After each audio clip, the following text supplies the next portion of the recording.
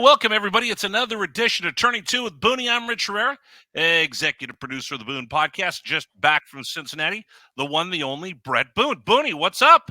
Rich, how you doing? Long 4 days, long trip, fun trip though. So got to see some old. I got to go Old. back to my Are you old talking stuff. about yourself or are you talking about No, people? I got to go to my old stomping ground, see some old faces. The coolest thing for me, I got to see David Bell, which Okay. former teammate of mine. I really like David, and I got to see the Stowe brothers. Stowe brothers were in Cincinnati. There was a clubhouse guy. His name was Bernie Stowe. Stowe. He's passed away recently. Right. He was from the Big Red Machine. He was the Been there guy, forever. and his kids Mark and Rick were there when I was there as a player. And the first thing I asked is Rick and Mark around? Because Mark sometimes was doing the visiting locker room. Because they started as clubbies working for their dad, Right. right? And now Okay. they're both on the home side, and I got to catch a couple of the Bat Boys when I was there, or Bat Boys now. I was telling them, I said, "You're Batmen now." And now they help Rick and Mark in the clubhouse. So it's good seeing those guys. I got to see Gary Wayhoff, old PR director. Chris Welch up in the booth. I went and sat for an inning with him. Oh, wait a second. Let's go. I want to hear the whole thing. Let's go through the itinerary of Bret Boone getting Oh, we ready to go to Cincinnati. Now, we folks, I'm going to take you behind the scenes of Bret no, Boone as he gets ready to go to Cincinnati. really wasn't that big of a deal. But no, we went. First night I landed. No. We got to go before that. Come What are on. you talking This is about? the Boone Podcast. Listen, we ask people to join us. We ask people to subscribe. We ask people to leave us ratings review. This is where we go behind the scenes and we get to Yeah, know but what where it's are we really going? like How running far with Bret behind the Boone. scenes? How far behind are we How going? did you set this up? What makes you go back to Cincinnati? Is there a clamoring of fans? We want Boone. We want Boone. It is no. I got a call from an agent of mine, and he called and said, "Hey, Booney, we're going to go back if you want, and we're going to do a meet and greet with the Wright Society at the Reds Museum. Reds Museum, time to time, they have special events for the Wright Society, which is kind of like the Reds Museum. Booster Club. Yeah, and they sign up, and they're members, and members get perks, and they'll have Former former players players come in. come in time to time and give them a little speech, tell them some stories. That was actually fun. There was about 50 people in the room. Walk through that Reds Museum's awesome. By Yeah, the I way, was going to it's say it's the a oldest really ball club. classy, just well done. Probably the best in the world. Outside St. Louis is really nice. St. Louis Yankees got have a a great nice one. one. The only thing we all came to the conclusion, the only better one probably is Cooperstown. And I said, well, it's not really fair. Cooperstown's got a little more resources than the Cincinnati Reds. But other than Cooperstown, I mean, this is really the cool history of the Reds. Anyway, they wanted me to come back talk, and then we ended up getting thrown out of first pitch. I signed a few autographs. Had a meet and greet and some of the suites at the ballpark. So we all encompassing trip. But I'm glad I got to go back there. It was I don't get back to Cincinnati. I go to see the Seattle, Mariners. Yeah, a lot more Atlanta. You've often. been back to Atlanta to throw out a I've been first back pitch. to Atlanta, but Okay. but I haven't been to Cincy in a while, and I haven't thrown a pitch out there for probably 6 or 7 years. Okay. Favorite part about Cincinnati? Favorite part? Well, I get on the plane and I'm a creature of habit. So I have these trips, usually monthly. I'm going somewhere. I got up, put my shorts on and my t-shirt, my Because you sneakers, and live I in San Diego. got on the plane. I got off the plane, wasn't thinking anything of it. My driver was there to pick me up. He said, Brett, I'm out front of baggage claim. I walked out of baggage claim and bam, right in the face with that weather. And I thought, oh my goodness, am I underdressed? And it reminded me that's how I felt every opening day in Cincinnati felt like that. I'm like, I should have known better because now they're starting in March, so it's even earlier. We Right. we would start maybe April 4th, April 6th, April 7th. So I got hit real quick with that. Reds were kind enough to get me a jacket for my trip, so I I did. saw that. I I saw didn't that have on to go. I TV. didn't have to go shopping. Um, anyway, we got there and we went over to the Wright Society. Uh, Talked to them for about a half hour, shared some stories. They wanted to hear Lou's stories and Marge Shot stories, and I razzled and dazzled them, Rich. I want to hear one of the stories. I don't remember what it was. They wanted to talk about oh, I the infamous dad story where he was my bench coach and I was horrified that he was going to be my bench coach and how it worked out and just the history of the Reds and those 94, 95 teams. 95 we had a really good team. We got beat in the NLCS by the Atlanta Braves, but that '94 team, and it was I was kind of making light of the situation. That was the year that we were on strike, and nobody, the season just stopped. And there's about 4 or 5 of us out there were having really good years.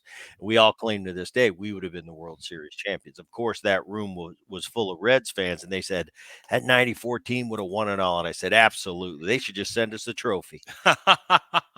Is it No, fun? Is it it was fun fun. to No, sit it's not. there? Yeah. It's nice to go back and just kind of see my old stomping grounds. Montgomery Inn ribs is a staple back there. Grater's ice cream, which I did get, and Skyline chili, which I did indulge in. The final day, they after I threw out the first pitch, we went up to the owner's suite, talked to some of the minority owners, uh, and the girls there were great. They said, "Brett, we can have anything you want, anything." I said, "All right, I want Montgomery and ribs. I would like Skyline chili and Grater's ice cream." And we got all three. They said, Wow. "You're in the big boy suite. We can do anything Anything. you want." And they actually did. They got Montgomery in. They got so we were. I picked. I didn't eat any candy on the trip. I was impressed with Okay. myself, but I was pretty full last night. So overall, really good trip. Uh, I thought my first pitch because I always Okay. Well, let's I talk play it about this. cool. I play it cool the first pitch, but I'll tell you it weighs on me on my way to the ballpark. I just think just don't embarrass yourself. I don't care Right. about firing a strike or whatever. Just get it in the vicinity, make an easy play for the catcher, and it all went good. Well, we had talked about it. I asked beforehand, are you going to go up and get on the bump or are you going to throw in front of the mound? Never And get you on the said, bump. yeah, you said, no, I'm going to stay in front. And then all of a sudden, I'm watching and I see it pop up on social media. In fact, Mike, if you have the video, I'd like to show people on YouTube Bret Boone throwing out the first pitch because I've got some questions about throwing out the first pitch in the job that you did for Cincinnati. Mike, can we play that video? In all seriousness, is one of my favorite teammates to date. We only played together for 1 year, but I'm coming back and I'm going through the locker room yesterday. I saw the Stowe brothers who were there when I was here. So that's Bret Wow. Boone throwing out the first pitch, courtesy of Bally Sports, Ohio. How did you get the skipper to catch the first pitch, number one? I went down. I said, David, Boone's in town and you need to catch the first pitch. And he looked at me and he started laughing. He said, absolutely. I said, I know you've got some things to do today, like run a You got a game, but game to run and, you got to you know, get your butt out here. It was mostly because I don't really know anybody else. I said, David, you're the only one I know. All the rest of these kids are like, they're like Jake's age. I'm meeting, I got to meet some of the players and they all come up to me, man, and they're fresh faced and really well mannered. It's different as you get older and you come back to the game. It's funny seeing these young faces and think, wow, one day that's what I probably look like. do you feel like an old man? I haven't felt.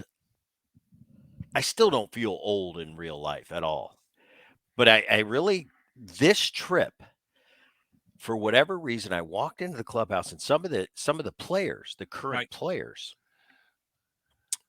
came up and they were introduced to me and I shook their hand and I just looked them in the eye. I felt like I was looking at Jacob. Your I son. mean, these kids are 24, 25 years old and it hit me for the first time.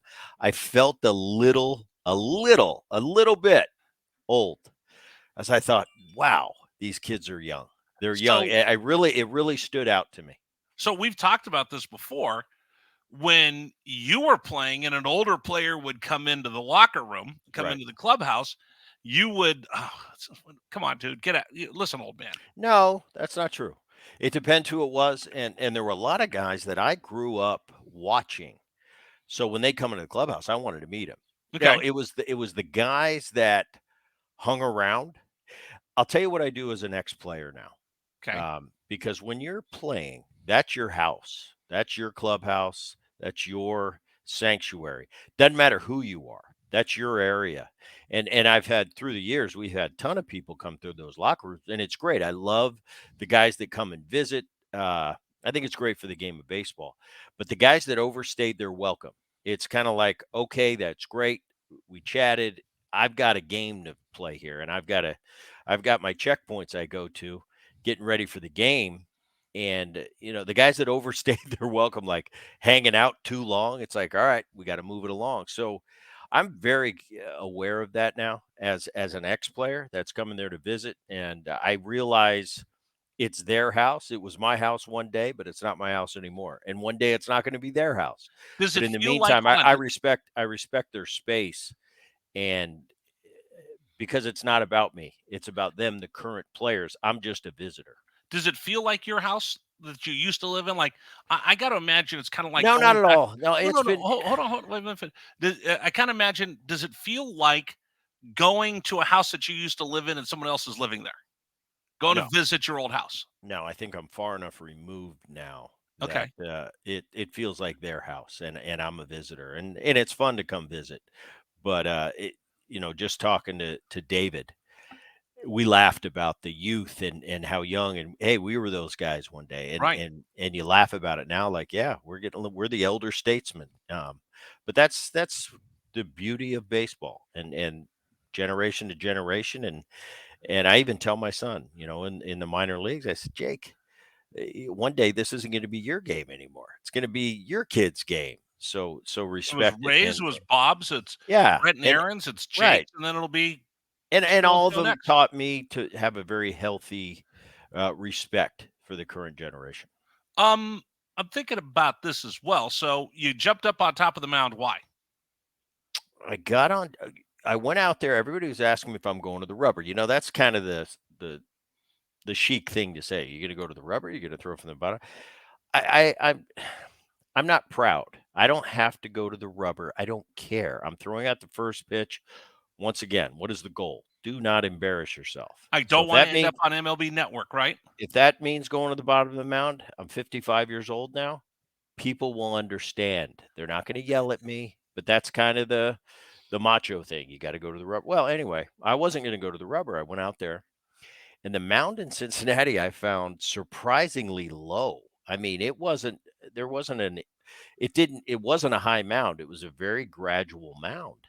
And I thought, this is easy to go to the rubber on this one. I'm not standing up high in a different angle.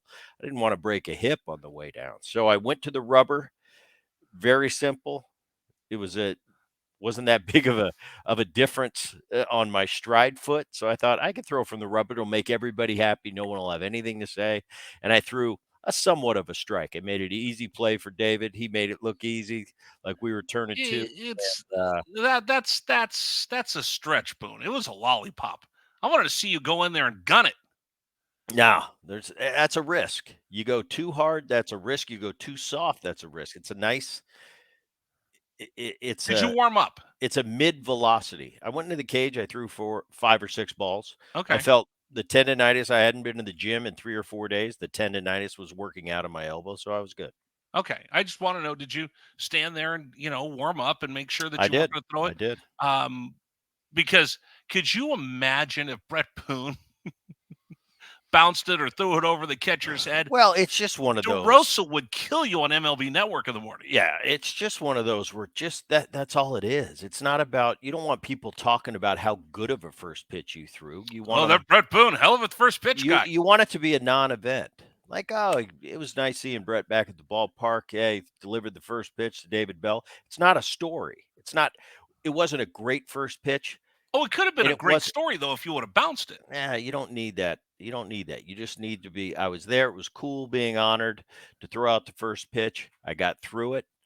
I did just fine, and I move on. All right. So good trip to Cincinnati. That's awesome. It was great. Okay, a couple things. So again, Team's pretty good too. What's that? I think that team's going to be pretty good, especially in that Central Division. Cincinnati. Got something. They got something. Yeah, they got something about them this year. Just talking to people around the team, and it's a different energy. It's a real youthful, but it's a confidence. I think last year they made a run and they quite didn't make it in the end. But I think this year with one more year of experience, um, Montas coming over from the Yankees, he didn't make a pitch for the Yankees a year ago. He's off to a really good start. I don't think he's given up an earned run, and he's kind of a good mentor for that young pitching staff. It seemed like they got a bounce in their step, and it was noticeable. It was a different feeling than I thought I was going to have around teams. Sometimes when you go to a game, you get a feeling from a team, the way they move, the way they walk, not necessarily the way they talk, but there was definitely an underlying confidence, not in an arrogant vein, but an underlying confidence. I think they can make a run in that Central Division. All right, let's get to a couple things, just some housekeeping notes. We want to remind everybody the podcast is growing, but now that we're back in the baseball mode, we want to grow the podcast even more. So, folks, we need you to subscribe. We need you to leave us a review. Tell your friends about it. If you can, that would help us quite a bit. Again, it's a free podcast, not behind a paywall, but we would appreciate your support if you can help us grow the podcast. And I want to try something. We did it early on. But now that we're part of the Odyssey platform, this is an Odyssey original podcast, Boone, I want to bring back the mailbag. If you must. I want to bring back the mailbag. So start thinking about this, folks. We'll do this next time we get together. We're going to do a mailbag, and Bret's going to answer your questions in a mailbag. So we're going to get you an email address. We're going to let you email Bret questions, and we'll pick the best ones. We'll read them on the podcast. But Bret, can we do something like, I don't know, an autographed baseball card for anybody who sends us a question? All right, Sure, so we're we going to can do give you that. something back for sending us a mailbag. So be on the lookout of that. We'll put that out on social media. Bret will put it out on his Instagram and his in his X account as well. But I think that would be fun to get some questions from the listeners now that we're into the baseball season. You got it. Yeah, All that right. sounds good. All right, so that's just a couple things to remind you about. Let's get to the big news that's popping as we get into the second week of the season. Major League Baseball and the Players Associations are going to lock horns. A statement was put out on Sunday by the Major League Baseball Players Association. I'll paraphrase. They're alarmed by the amount of injuries to pitchers at the very beginning of the season. They think it has something to do with the pitch clock. You know what? I'm old enough to remember you usually get sore arms coming out of spring training beginning of the season, but Shane Bieber is going to be out for Cleveland with Tommy John. Loizaga is going to be out for a while for the New York Yankees. We see Atlanta losing their best pitcher with the UCL strain. Garrett Cole's just about to start throwing. He had to shut it down during spring. Bret, give me your thoughts. Well, the list. I mean, that's just a sample size of that list. I mean, Alcantara is out with the Marlins, Gonsolin, Giolito, Hendricks, Bautista, two great closers. Bieber, that's a huge one. He started off so great after missing a ton of time last year with the Cleveland Indians, and he's going to be on the shelf now. You think of that Texas team: Jacob DeGrom, Max Scherzer. Verlander is not opening with the Houston Astros. Garrett Cole, who's probably the most important pitcher to their team as anybody, is Garrett Cole. He's out. It just seems like the injuries are up. It seems like they've been up for a while now. The last, that I've started to notice 5-10 years, but really up this year. I don't know, Rich, and I don't want to come across as being an expert in the pitchers in the pitchers world because I've never trained like a pitcher. I don't know what they do. They're separate entities to us on the offensive side of the ball. I've talked to a couple friends of mine, ex pitchers, and thought, what do you think is the problem? And the overwhelming feedback I'm getting is the heavy ball. Now, it could be the pitch clock. It could be. For me, the pitch What do you clock. mean by heavy ball? There's a heavy ball that they use and they throw. They train with. That's much heavier than a baseball. Okay, so wait a minute. We got to stop. We got to stop for just a second. Let's back up for people to understand what we're talking about. So I believe it was Tom House was the one who kind of brought this into vogue a number of years ago. So he came back. He'd been the longtime pitching coach of the Texas Rangers. If you ever saw a baseball card, Nolan Ryan throwing a football, that was Tom House, and he's kind of a rebel when it comes to pitching mechanics and coaching. And there was a movement a while ago introducing not a baseball, but a weighted baseball. And the thought was just like a donut on the bat on the on deck circle, or they have pieces of rebar or a heavy stick. If you repeat it with the heavier stick, by the time you're just swinging your baseball bat, you're going to get through the zone a lot quicker because it's going to be easier. So they introduced a heavy ball, which weighs a little bit more. There's the weighted balls that House had that were different colors, but then they have a weighted ball, and they've been using that to throw to strengthen their arms. So just so everybody's on the same page, Brett. Well, no, it's a couple things. The first things that comes to mind is a year ago they implemented the pitch clock. I was one of the biggest skeptics and ended up being a big fan of what they did a year ago. I think it was really good for the game of baseball. But then all of a sudden they chopped off a little more time this year. And almost for me, it's like, wait a minute, you did a great thing. Why get greedy with it? Well, the pitchers supposedly are starting to complain about we don't have enough time to recover in between pitches. Like I said, never been a pitcher, don't know. As a hitter, I wouldn't get any more tired if I had to swing at a quicker pace. But pitching, different animal. But you're only going up there 4 times.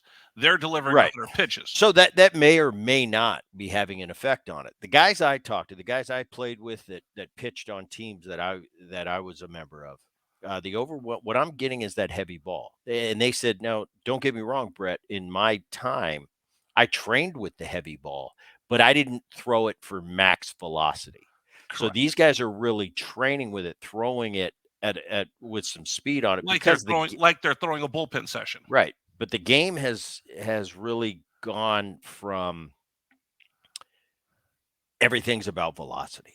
Right. You hear about guys, going in the off season, they go to drive line. It's all about creating velocity. Now, it's velocity and spin in rotation. Right. But I think of it as a hitter. I never held back in a 2-0, 3-1 count. Believe me, you're getting everything I got on that 3-1 swing, that 2-0 swing. So I think as a pitcher, when you're pitching, you're pretty much letting it go all the time in a big league game, whether you're a starter or a reliever. Now, today, I think there's so much emphasis on velocity because that's how you're paid. Right. It's all about velocity. It's all about velocity and spin rate. It's all about those catchphrases. And just so everybody knows, make sure I got this right, Brett.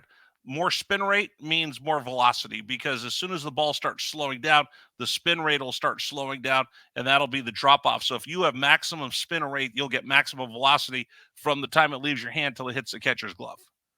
Yes, and this is something that, yes, I think it can be beneficial for pitchers in between starts or training in the offseason. We're talking about the heavy ball. Right. They know what their numbers are supposed to be. It's like a golfer on the range. They know they've got it down pinpointed now to what their spin rate should be on that golf ball to hit it the flight they want to hit it at. They know how many yards they're hitting their 7-iron, 8-iron, 9-iron. They've got it down to a science. I think pitchers nowadays have it down to a science where I'm at my best. I'm at X amount, spin rate, X this, whatever all the categories are. So it's a different game in that capacity.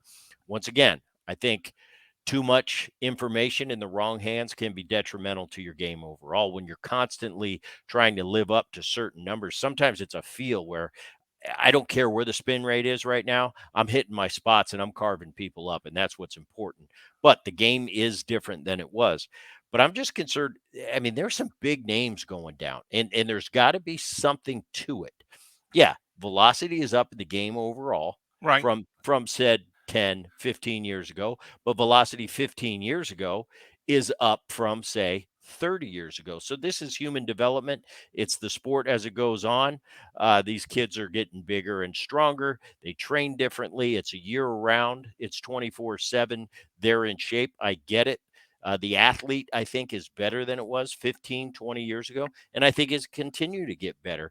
But there's got to be something, whether it's the pitch clock, whether it's the weighted ball, whether it's what they do in between starts, how they prepare for a big league season.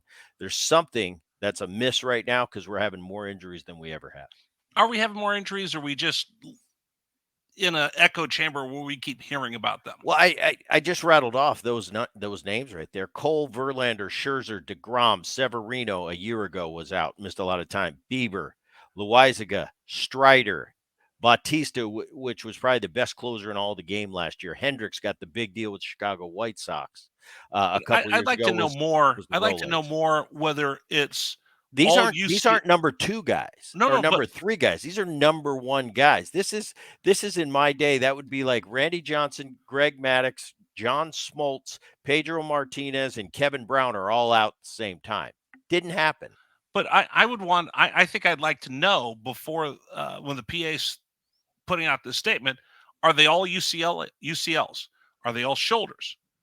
Are they all flexor tendons? What From is it? what I'm Is it hearing is, but it's overall. And a lot of UCLs. I mean, I think Tommy Johns now are at an all-time high.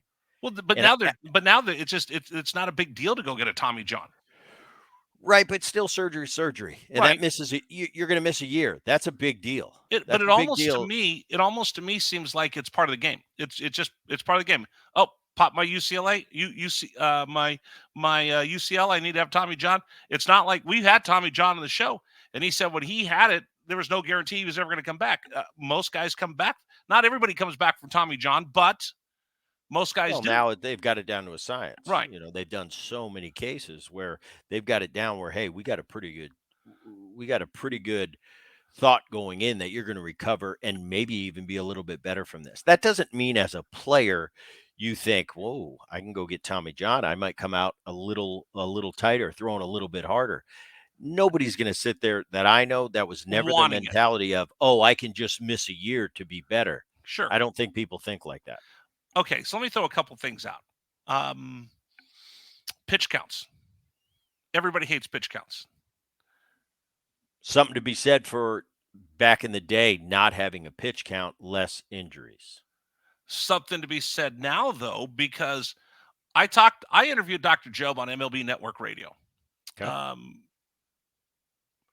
And we talked about pitch counts because all the time that I did post-game shows in Major League Baseball, fans would scream when a young pitcher would come out after 90 pitches. And Dr. Job explained that the growth plane in your arm doesn't mature until you're 26, 27, 28.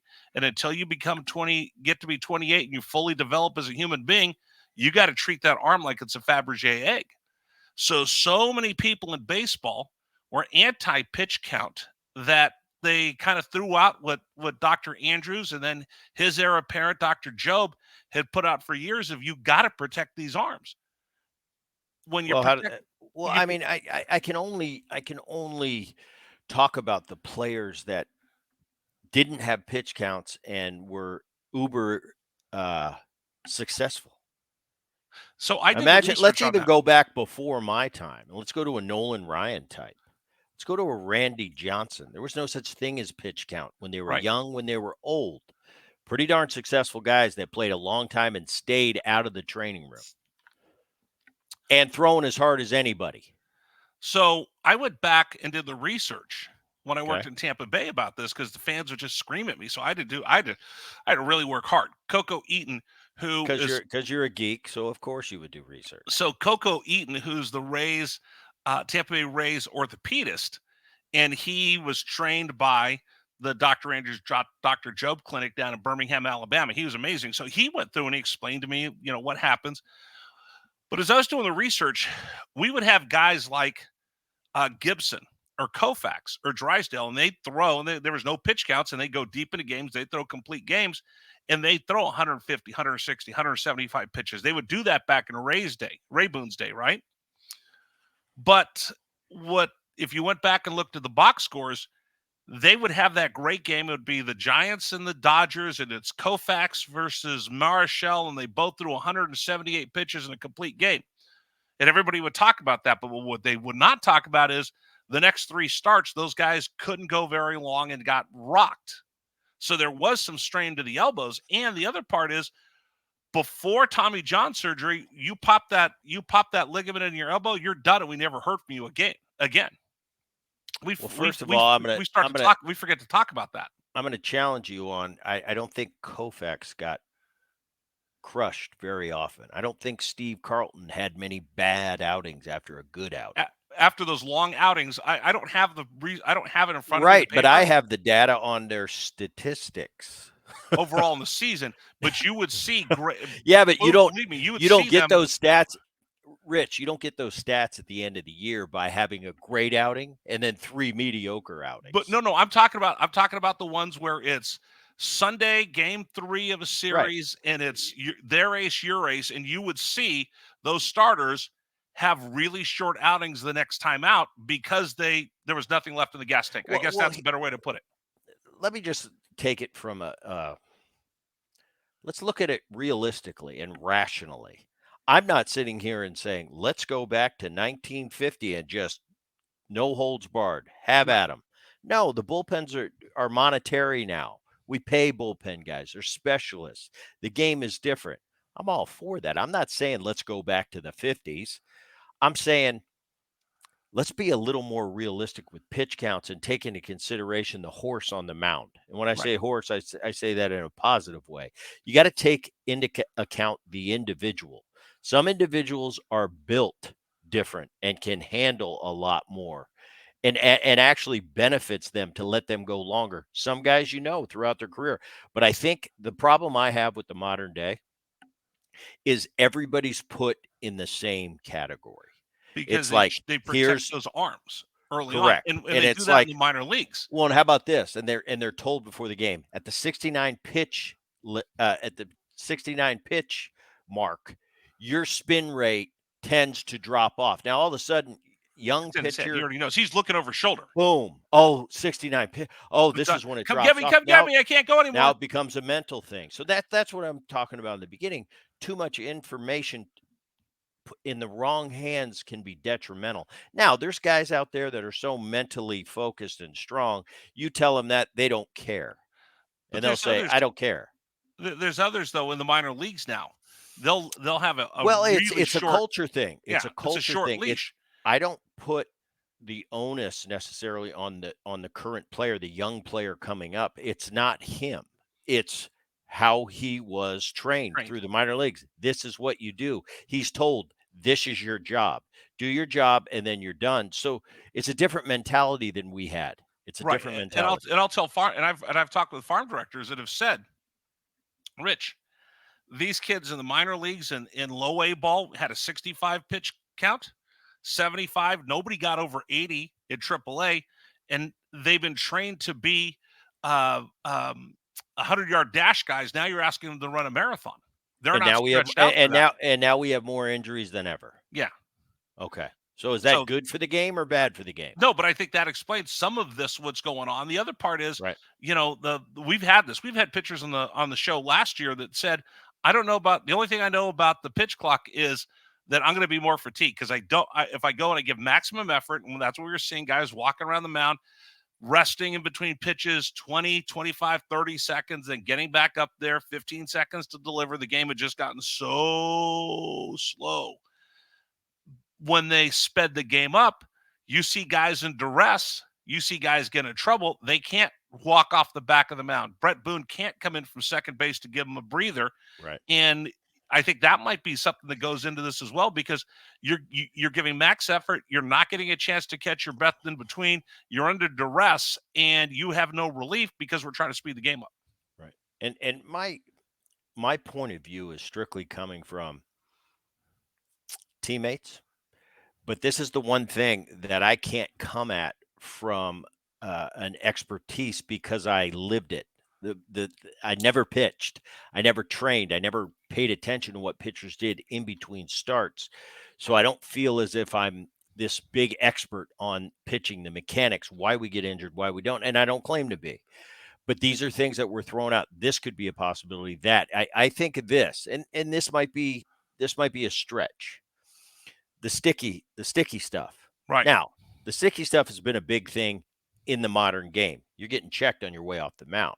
So it's at an all-time high as far as umpires on the lookout for a Well, substance. they check you coming off of every Right. inning. But don't think it hasn't been there since the game was started. It's been there since way And back. people and hitters didn't mind it because I'd rather have Correct. you be able unless to it control his unless ball. it was unless it was ridiculously obvious and you were so much better with the substance, we didn't really pay much attention to it. Now all of a sudden it's taken away from you. You've gone through your entire pitching career with it, all of a sudden you don't have it. Maybe now I got to get a tighter grip on the ball. Maybe that causes more stress. Now I'm reaching here, Rich, but No, I don't think you're reaching at all. I'm just giving another If I've got to possibility. dig my fingers on, and Right. that's going to give me more. That's going to give me more tension You're in going to my put more stress hand, my on more forearms. parts of the arm. Yeah, absolutely. So I thought I'd throw that out there as a maybe. Which No, I have think no you're clue 'cause onto I'm not a something right there. pitcher. Well, and that goes back to Steven Strasburg's retiring. Finally reaches his agreement with the Washington Nationals, and I keep thinking about Steven Strasburg because you remember when they shut him down and said, you're not going to pitch past the playoffs, and you saw how How'd that work out? Well, you saw how they tried to nurse that arm along, but eventually he just had to shut her down. He couldn't go anymore, and that's why we have a lack of pitching. We have a lack of starting pitching, and either you let them all hang out and you run them, or you try to get as much as you can out of something that's very, very fragile. Because Bret, throwing a ball overhand at 100 miles an hour is probably the most unnatural thing that the body could do. Yeah, and I think it's violent. Velocity goes up over time. I think the average velocity in my day was probably, I'd sit in a meeting and it was 91 to 93 was your typical starter. 100 miles an hour. The advanced guys would be 95, 96. Now the guns may have been different. I think overall, if we're being fair and being realistic on history, I don't care what the guns say. There's different guns now. Guns are a gotcha thing. People like to go to the ballpark and see that gun lit up. Right. So the guns are different. But some I would guns say are hot, some aren't. I'd say realistically, the velocity from when I broke in, let's just use when I broke into the game in the early 90s. I think the velocity overall is a tick and a half to 2 ticks more now. Okay. That being said, the typical pitcher, the typical pitcher athlete is a superior product on average. So what I'm saying is in 1993, the Porsche Turbo Carrera had X amount of horsepower, and it was built on a frame. Okay, now the horsepower is much more, and the frame's a little bigger and a little stronger to hold that horsepower. So I don't buy into the guys are throwing harder so their arms hurt. Yeah, but the actual frame is built better. But think about this as well. I think you're onto something here. Think about this as well. So we talk about on a hitter side, striking out.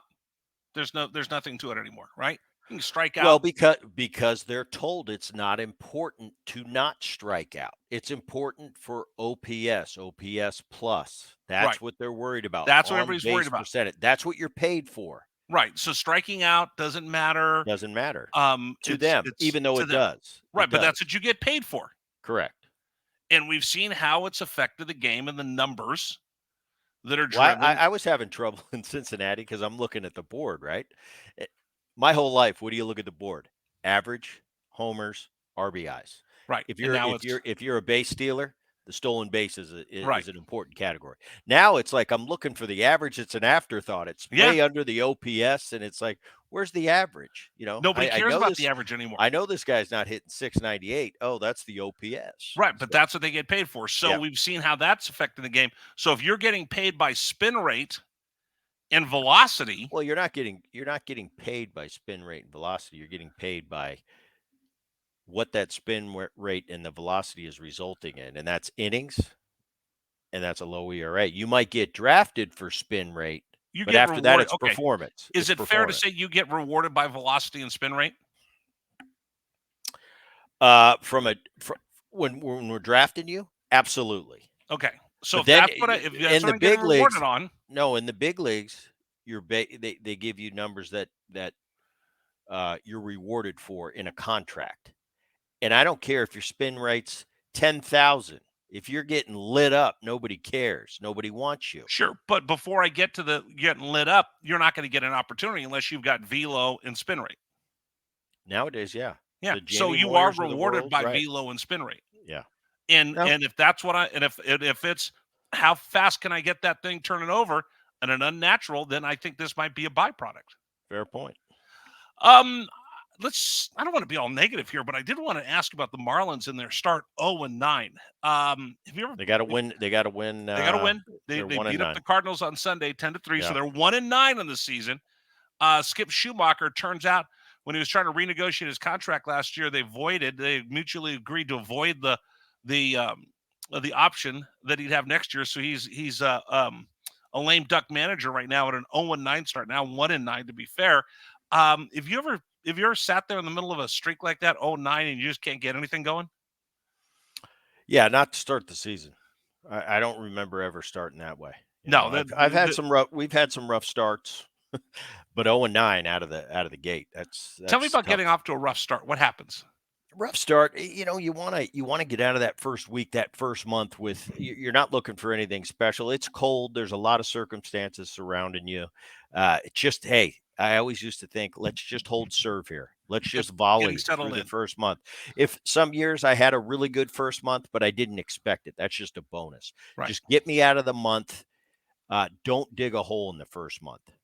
This is strictly from an offensive standpoint and you as the individual player. Yeah, team-wise, you want to win as many games as you can, but get it going just so when April turns to May, the weather starts to get good, you're in position to make some hay. Just don't bury yourself early. I had some great Aprils. I had some tough Aprils. I had some average April. If I got out of April over 250, couple homers, 10, 15 ribbies, now we can move on and do some damage for the next 5 months.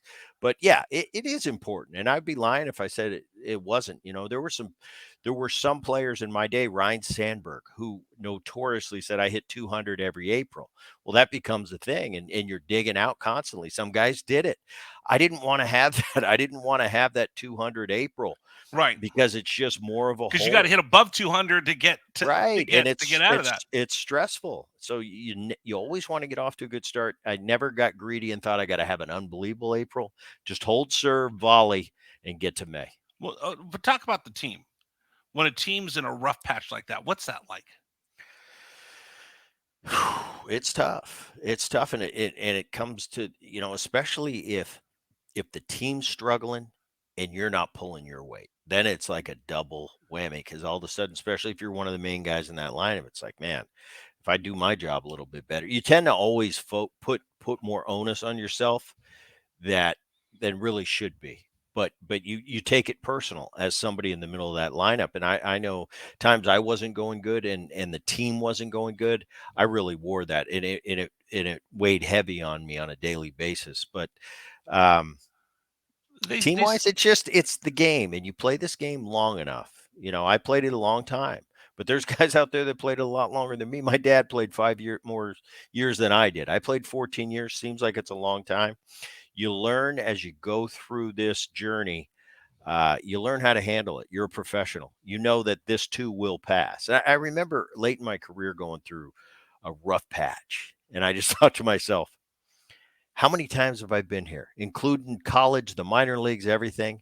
It's like I've been here 100 times, and 100 times I've come out of it. So you get to a point with experience, repetition, you learn to take it more professionally. When you're young, man, you don't know any better because this is early and this is the big leagues. And can I play here? And I got to do good. I got to do good.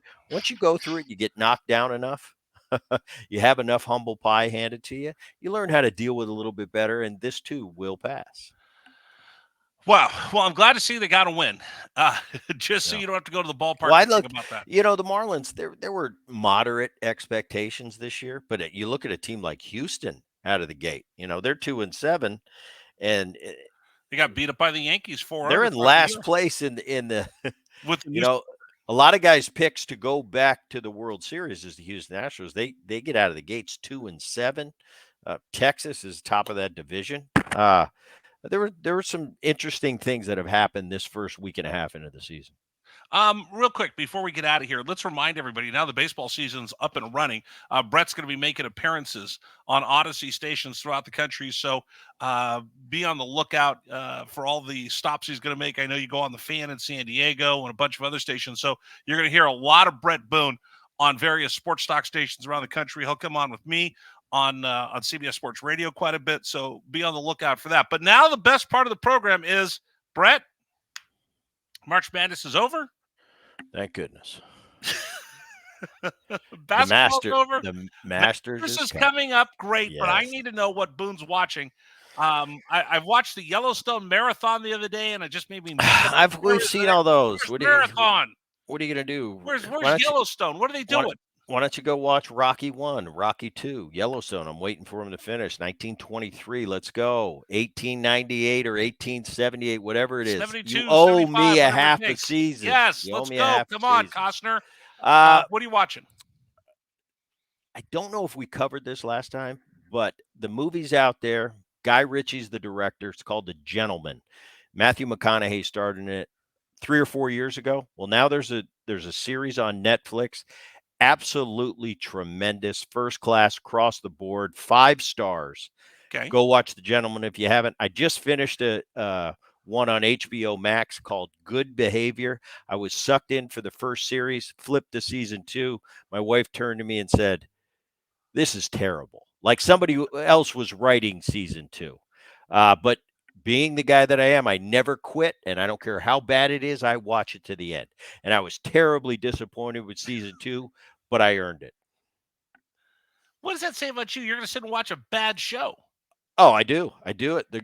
I give up. The kids laugh at me. They go, "Dad, why do you keep watching it?" I said, "Because I committed to it. When you commit, you finish the deal." You are an odd duck. Yes, I am. All right. That's what Boone's watching. That's also going to do it for our show for today. Hey, start thinking about the questions. We'll put it up on social media at the Boone29 on X, and we'll get you the mailbag email address. And if we read your email on the air, you are going to get a Bret Boone autographed baseball card sent right to your house. So we'll have that coming up. But again, don't forget, subscribe to the podcast. Tell your friends about it. Leave us a rating. It helps grow. It helps get through the algorithms, whether you get it on the Odyssey app or Apple or wherever you do. Please leave us that subscription and that review. It helps grow the podcast. So for Bret Boone, I'm Rich Herrera. Thanks for joining us, everybody, on Turning 2 with Booney.